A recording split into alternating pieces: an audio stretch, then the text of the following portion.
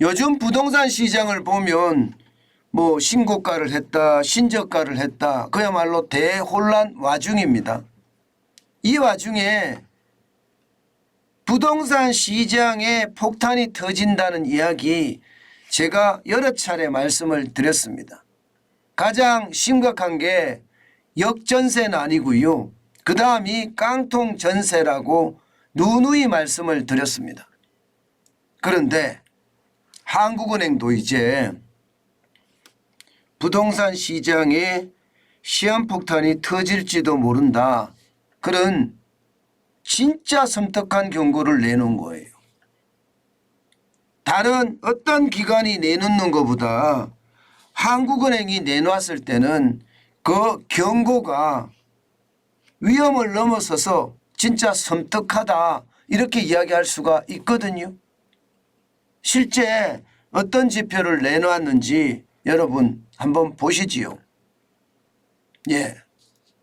빚내도 보증금 상환이 불가능한 임대 가구 수에 대해서 이야기를 했습니다.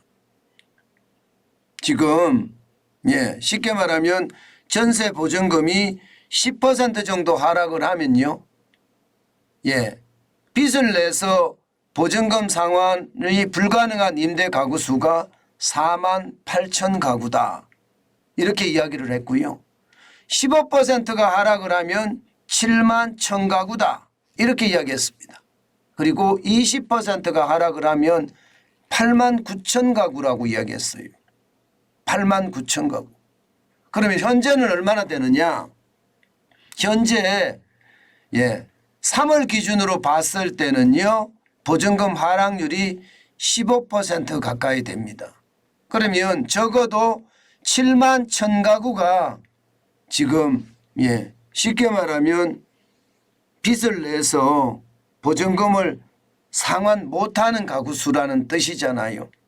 문제는요, 이게 하반기로 가면 갈수록 보증금 하락률은 20% 가까이 될 가능성이 굉장히 높다는 거예요.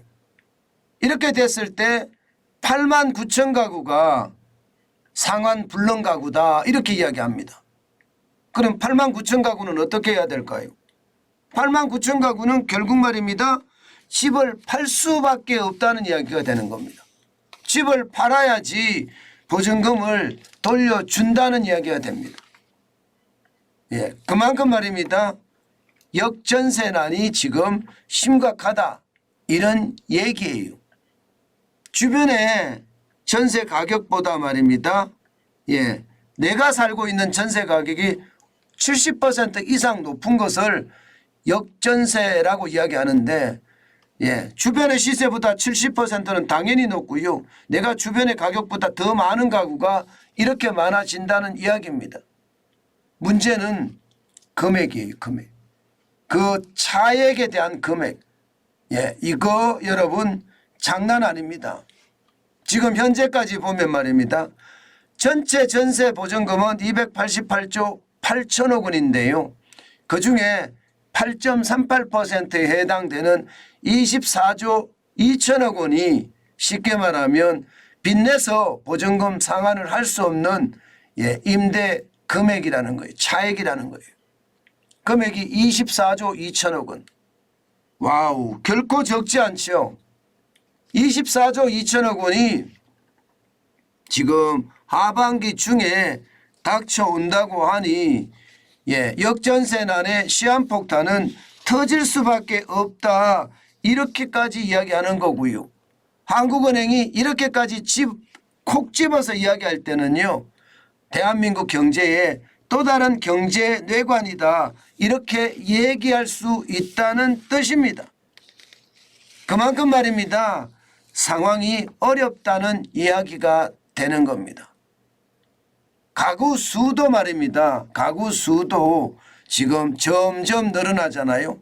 8만 9천 가구니까 전체 116만 7천 가구 중에 7.63%에 해당되는 거예요.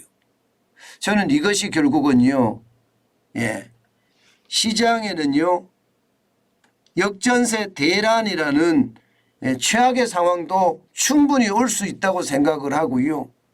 여기에 대출 만기 연장이라든가 그렇지 않으면요 가계 부채까지 한꺼번에 덮친다면 이것은요 한국 경제의 또 다른 뇌관이 아니라 그냥 터질 수밖에 없다 이런 얘기가 심심치 않게 나오고 있습니다.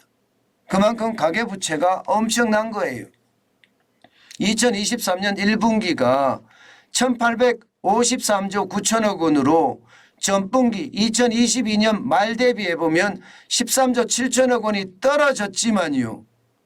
지금 2분기는 아마 가계대출이 더 늘어나지 않을까 이렇게 예상이 되거든요. 이렇게 됐을 때 그 충격파는 시장 전체에 영향을 미칠 거다 이렇게 예상을 하는 겁니다. 역전세가 된 그 집주인 입장에서는요. 결국은 신용대출이나 가계대출을 받아서 못 돌려주니까 그만큼 시장에다 내놓는다는 이야기인데 8만 9천 가구가 시장에 쏟아져 나오면요. 이것은 부동산 시장의 혼란은 당연하고요.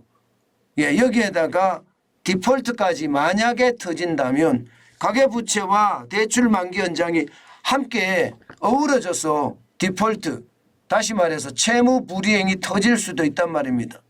여기에는 그만큼 충격의 어떤 크기가 커질 수 있다는 이야기입니다. 제가 역전세난에 대해서 지금 여러 차례 여러분들에게 말씀을 드리는데요. 이게 다양한 기관에서요.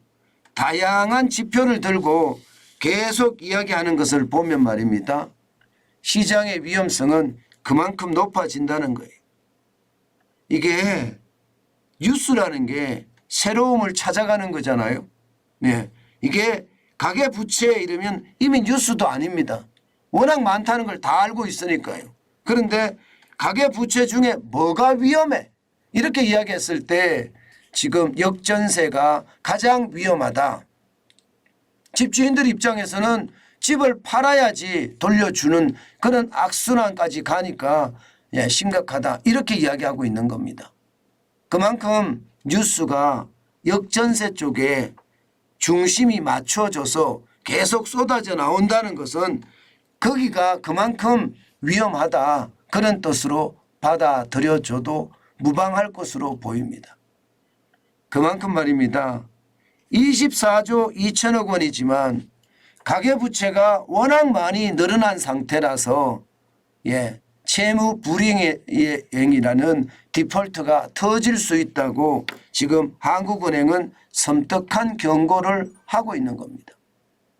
사실 문재인 정부 때부터 시작을 해서 이게 통제 방역의 결과 가계부채는 적어도 34.58%라고 제가 말씀을 드렸죠. 34.58%나 늘어났고요. 금액으로 봐서는 480조 1천억 원이 늘어났으니 역전세가 시한폭탄이 될 거라는 것은 어쩌면 당연한지도 모르겠습니다.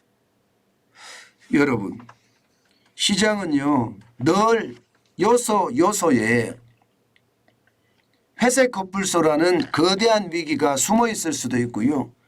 아니면 블랙스완이라는 알지 못하는 위기가 숨어 있을 수도 있습니다. 지금 우리 경제에서는요. 의외로 말입니다. 이 부채에 대한 폭발 그중에서도 역전세난이 폭발할 수 있다. 이렇게 이야기하는 것은 그만큼 심각하다. 이렇게 받아들여주는 것이 좋다. 저는 이렇게 생각합니다.